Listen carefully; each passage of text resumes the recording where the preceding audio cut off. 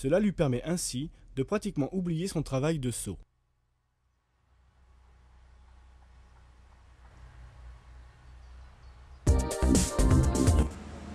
Cet exercice est particulièrement difficile à exécuter. Il faut veiller à bien garder l'équilibre du corps, à se concentrer sur le ballon et à respecter l'alternance des appuis au moment de l'impulsion du cloche-pied.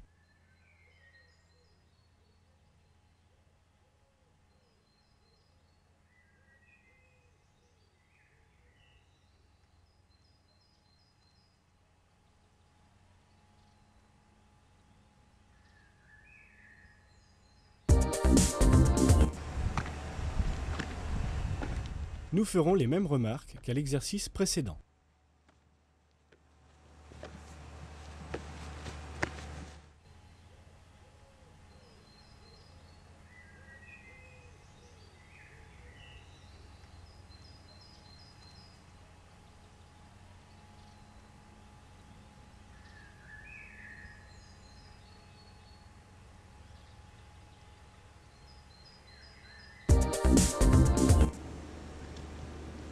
Il ne faut pas oublier sur cet exercice de marquer un temps d'arrêt à la réception du pied joint. Il permet de conserver l'équilibre.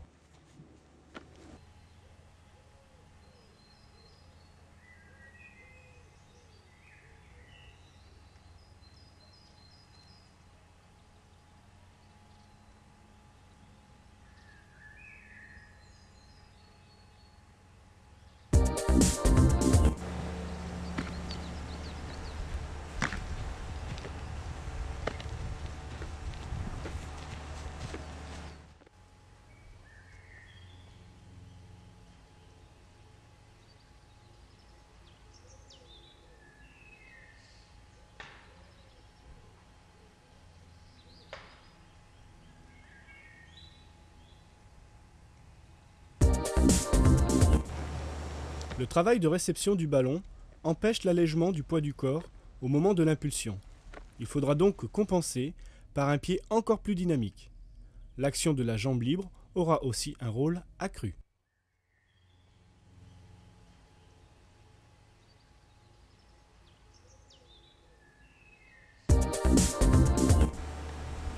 Le cloche-pied permet de rééquilibrer le corps, donc d'accomplir une foulée bondissante latérale plus grande.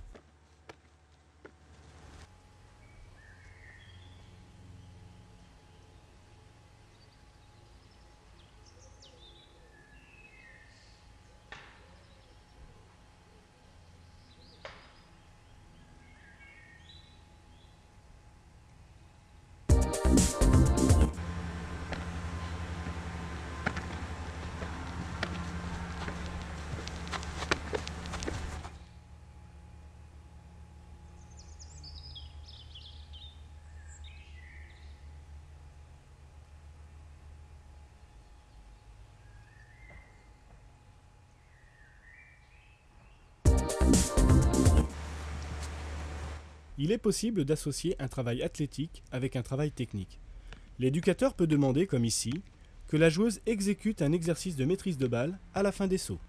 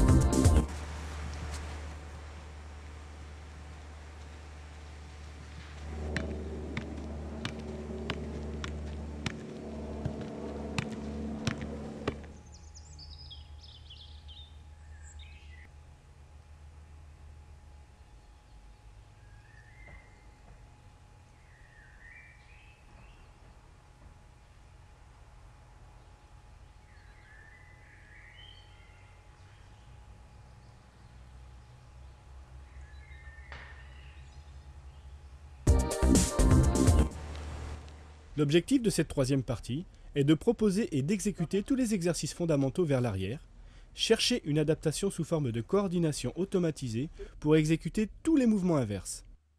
Il faut être bien équilibré et ne pas se laisser entraîner par les forces arrière au moment de l'impulsion. La maîtrise et l'occupation de l'espace arrière, le changement de repère visuel sont autant d'éléments perturbateurs efficaces au travail de coordination.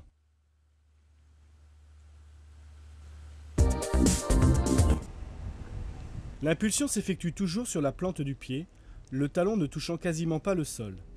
L'action musculaire est aussi inversée, puisqu'il faut envoyer sa jambe vers l'arrière.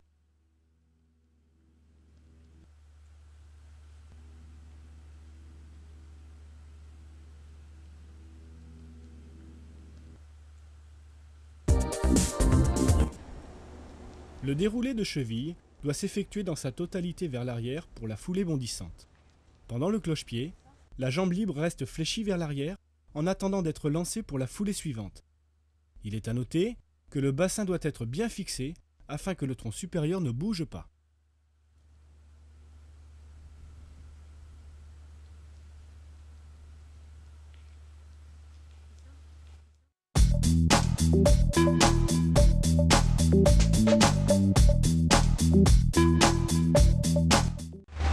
Dans ce deuxième chapitre, nous allons vous montrer qu'avec quelques cordes, il est possible de réaliser bon nombre d'exercices d'appui et de coordination. Du simple au plus complexe, nous utiliserons encore une fois les enchaînements de combinaisons et nous jouerons sur la vitesse d'exécution. Sautez de chaque côté de la corde de façon latérale en utilisant le plus possible la plante du pied et ne repartir qu'après avoir complètement stabilisé la réception du saut. Toujours sur la plante de pied, il faut stabiliser la réception. Pour cela, utilisez la jambe libre et les bras afin de faciliter l'impulsion. Cet exercice permet de travailler aussi la maîtrise de l'espace arrière. Le nombre d'enchaînements dépendra de l'âge et du degré de maîtrise.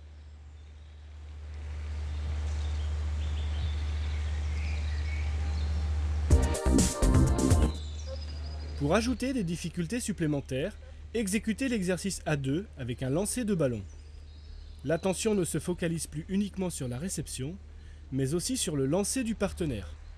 Cet exercice permet de travailler l'équilibre à la réception du saut.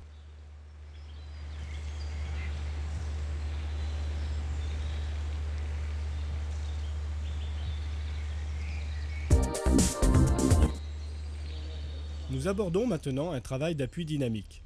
On cherchera à avoir un temps de suspension le plus court possible avec un pied tonique. Il faut aller le plus vite possible. L'appui se fera toujours sur la pointe du pied.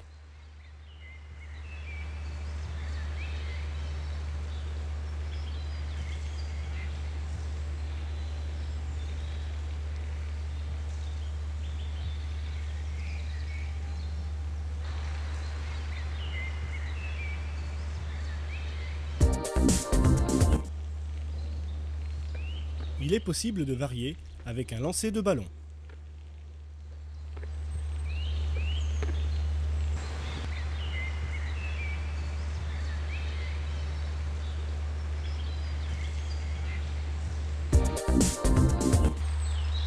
L'objectif de cet exercice est de transformer la vitesse des appuis en une impulsion vers le haut afin d'exécuter une tête. Le rythme de travail ne doit jamais être ralenti au moment d'effectuer cette tête.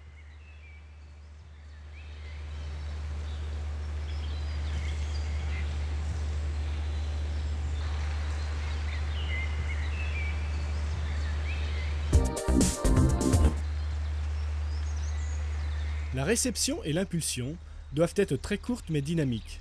Il faut cependant veiller à avoir un corps tonique et un bassin bien fixé. Ne pas oublier de se servir des bras au moment de l'impulsion et d'imposer un ordre de passage afin d'aller de plus en plus vite.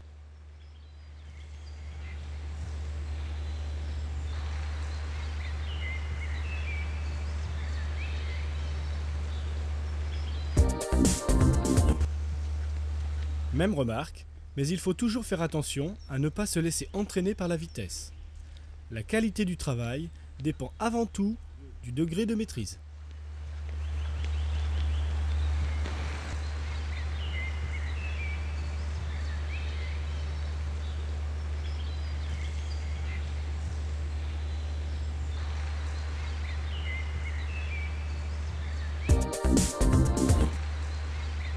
Dans la série d'exercices qui va suivre, l'objectif est de travailler la vélocité des appuis. il sera important d'exécuter cette série d'enchaînements à vitesse optimale. Faites 3 appuis extérieurs, enchaînés à 2 appuis intérieurs, en recherchant la fréquence plutôt que l'amplitude.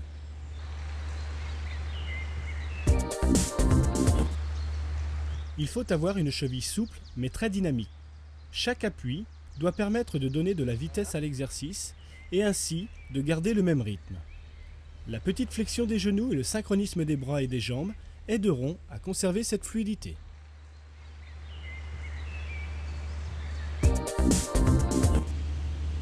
Cet enchaînement oblige un croisement de jambes qui ne doit en rien déséquilibrer le corps et freiner la progression.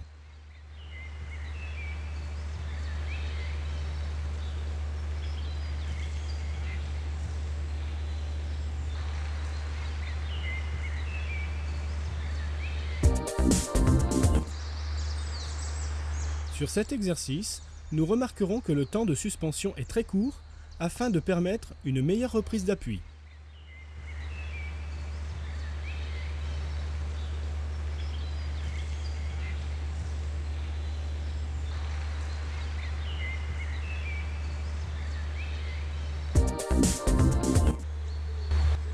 L'objectif de cet enchaînement est d'avoir toujours un contact direct avec le sol en ayant une fréquence gestuelle importante, le haut du corps accompagnant ce mouvement.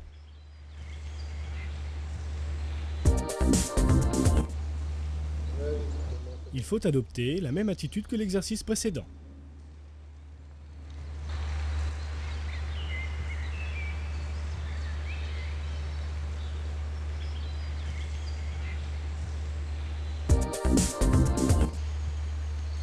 Dans la série d'exercices à venir, les remarques faites précédemment sont toujours valables, mais les enchaînements deviennent de plus en plus complexes afin de travailler encore plus la reprise d'appui et la vitesse de réaction.